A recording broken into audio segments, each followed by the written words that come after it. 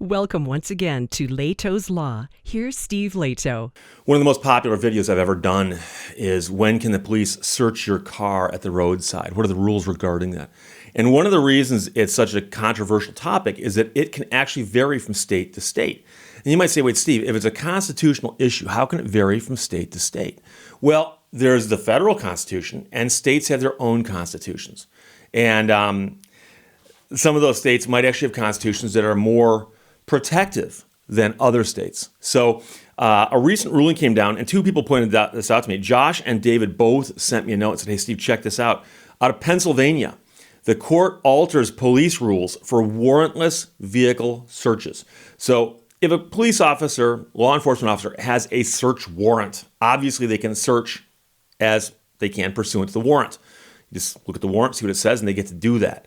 But to get that warrant, they've got to go to court and show probable cause and get it from a judge and blah, blah, blah, blah, blah. So the bigger issue is if you get pulled over by the police at the side of the road and they go, can we search your car? And if they ask and you say yes, you've just consented and you've waived your right to complain about that. But the question is, if you say no, I'd rather that you didn't. I'm in a hurry. Haven't got time for that. No, thank you. Then can they search your car without your consent and without a warrant? That's the big question. So the court out of Pennsylvania, the Supreme Court, says police must have probable cause as well as exigent circumstances in order to legally search a vehicle without a warrant. So they've upped it one notch because in the old days, they simply said you got probable cause, search. And they'd claim they had probable cause all the time. They'd say things like, oh, the driver was acting nervous, acting really strange and fidgeting and they would describe stuff that's all subjective, meaning a police officer who wanted to could always see probable cause. Other people look at it and go, what are you talking about? No, there's probable cause there. They didn't pull over the instant we turned on our lights. Then I saw them fidgeting. I think they placed something underneath the seat. So they can always find it. So Mark Scalfaro wrote this to the Associated Press. It was widely reported, including in U.S. News and World Report. Police must have probable cause as well as exigent circumstances in order to legally search a vehicle without a warrant, a divided Pennsylvania Supreme Court ruled Tuesday. Now, the ruling was 4-3, but that's a win. The decision said the state's constitution contains privacy protections greater than the U.S. Constitution's, and that those protections extend to vehicles. The court overruled a 2014 decision that probable cause alone was sufficient to search a vehicle. And they said that partly it's because vehicles are inherently mobile. The fact that it moves around gives it less protection. Difficulties in clarifying the scope of the exigency requirement will lead to debates about what exactly the Pennsylvania Constitution demands in a given situation. But so what?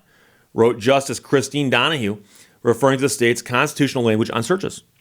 The long history of Article 1, Section 8 and its heightened privacy protections do not permit us to carry forward a bright-line rule that gives short shrift to citizens' privacy rights, she wrote for the majority. Exigent circumstances might include a belief that people are in danger or that important evidence is about to disappear. Donahue said, the universe of qualifying exigent circumstances is impossible to define with precision, but they must go beyond that vehicles have wheels and can be driven away. So you might be wondering, what does exigent mean? And I'm going to go with a dictionary definition first, because a lot of it is simply context. But, I've got the OED here. Why not, I'm seeing all kinds of words I don't recognize that start with EX. Hang on. Exhale, I know that one. Exhibitionism. Exigend. Must be getting close to exigent. Exigent, from the OED, means requiring immediate action or aid, pressing or urgent. Requiring immediate action. And so the best examples you can come up with in the law are police show up someplace and they look in the window and they see somebody laying on the floor dying, presumably dying. They kick the door down, they render first aid to that person, They call an ambulance. They save that person's life. And while they're doing that, one police officer looks over and he sees something that they could not have seen from the front porch. It's in plain view now, and he's where he is legally because of exigent circumstances. They had to break in to save that person's life. I know what you're going to say. You're going to say, Steve, what if the person didn't need saving? What, blah, blah, blah, blah. Doesn't matter. The point is that that is a reasonable explanation for why they did what they did.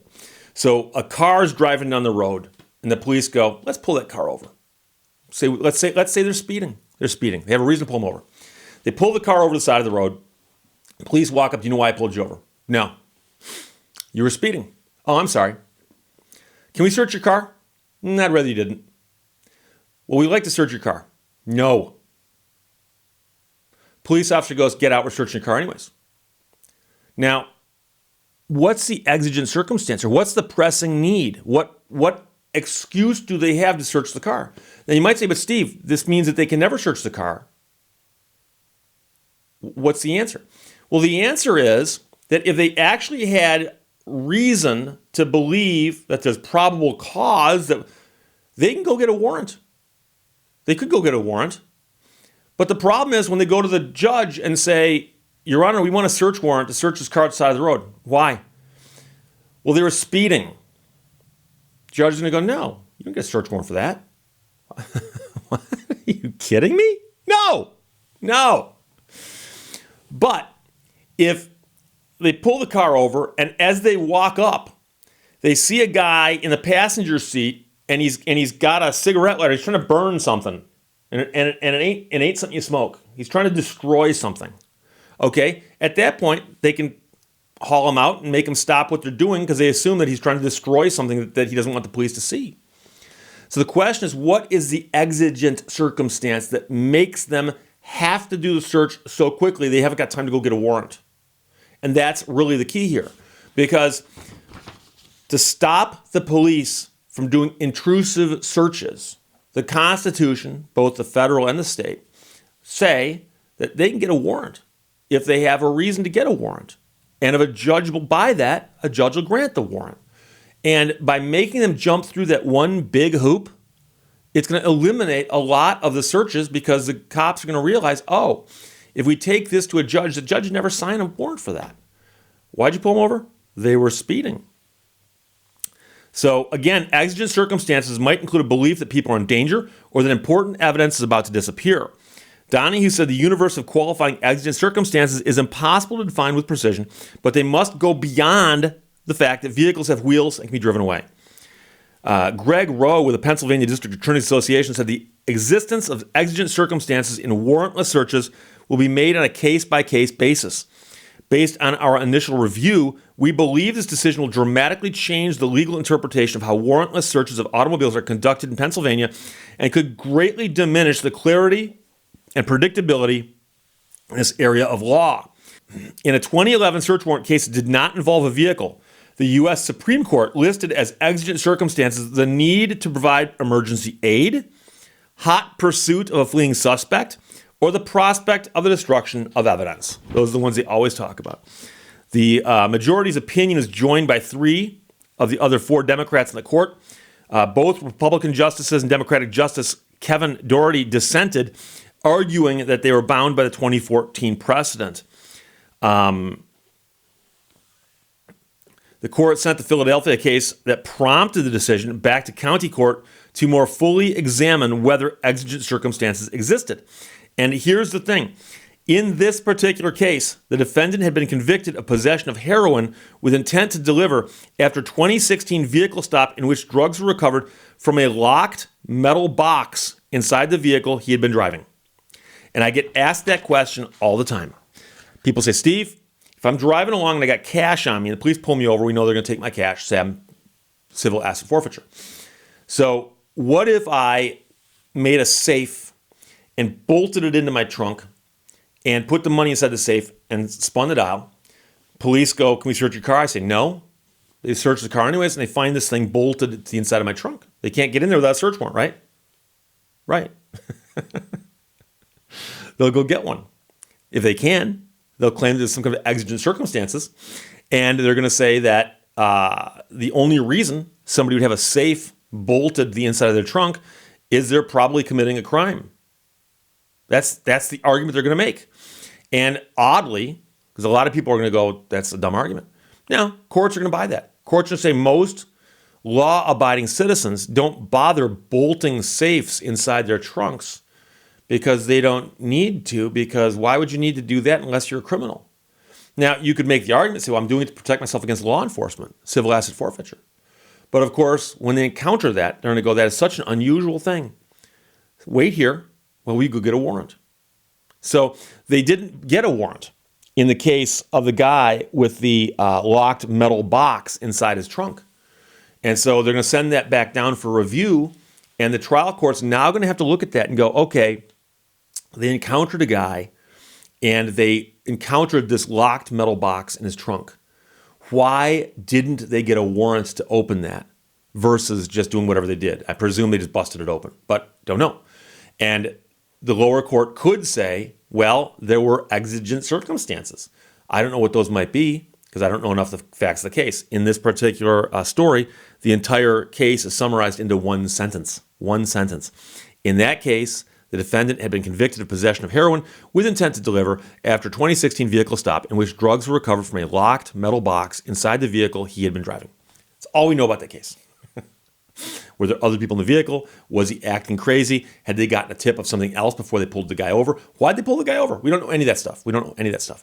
So it'll be sent back down for a redetermination. And if it comes back that there were no exigent circumstances and we know there was no warrant, that might get thrown out and the case itself might get thrown out as a result. But the interesting thing here is that in Pennsylvania, the standard is now higher than it is in most other states. Okay, so court alters police rules for warrantless vehicle searches in Pennsylvania, where the Supreme Court says police must have probable cause as well as exigent circumstances in order to legally search a vehicle without a warrant. The story is written by Mark Scolforo for the U.S. News and World Report, and the Associated Press picked it up. Great story. Questions or comments, put them below. Thanks, Josh and David. Bye-bye. Thank you for watching Lehto's Law. Sorry, I just saw your text from last night. You guys still at the restaurant?